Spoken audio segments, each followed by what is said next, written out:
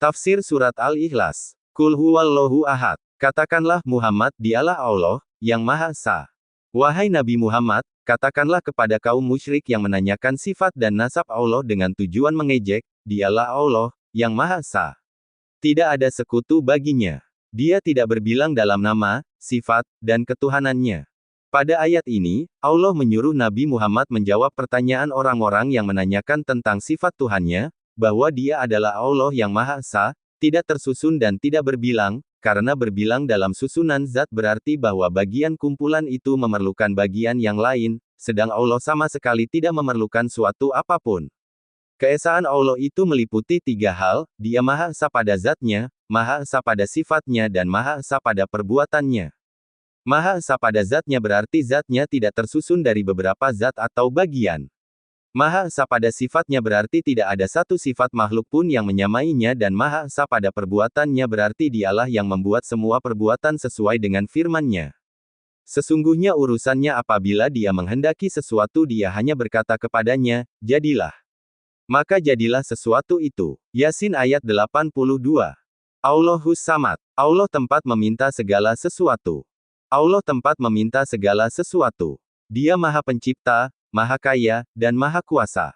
Dia tidak memerlukan yang lain, sedangkan semua makhluk bergantung kepadanya. Allah menambahkan dalam ayat ini penjelasan tentang sifat Tuhan yang Maha Esa itu, yaitu Dia adalah Tuhan tempat meminta dan memohon. Lem yalid wa lem yulad. Allah tidak beranak dan tidak pula diperanakan.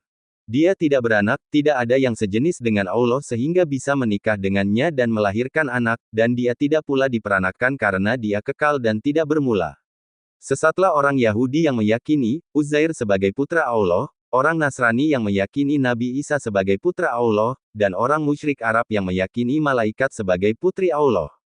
Allah lalu menegaskan bahwa Maha Suci Ia dari mempunyai anak. Ayat ini juga menentang dakwaan orang-orang musyrik Arab yang mengatakan bahwa malaikat-malaikat adalah anak perempuan Allah dan dakwaan orang Nasrani bahwa Isa anak laki-laki Allah. Dalam ayat lain, Allah berfirman, maka tanyakanlah Muhammad kepada mereka orang-orang kafir Mekah, apakah anak-anak perempuan itu untuk Tuhanmu sedangkan untuk mereka anak-anak laki-laki? Atau apakah kami menciptakan malaikat-malaikat berupa perempuan sedangkan mereka menyaksikannya? Ingatlah, sesungguhnya di antara kebohongannya mereka benar-benar mengatakan, Allah mempunyai anak. Dan sungguh, mereka benar-benar pendusta. As-Saffat ayat 149-152. Allah tidak beranak, dan tidak pula diperanakan. Dengan demikian, Dia tidak sama dengan makhluk. Dia berada tidak didahului oleh tidak ada. Maha suci Allah dari apa yang mereka sebutkan. Ibnu Abbas berkata, Dia tidak beranak sebagaimana Maryam melahirkan Isa dan tidak pula diperanakan. Ini adalah bantahan terhadap orang-orang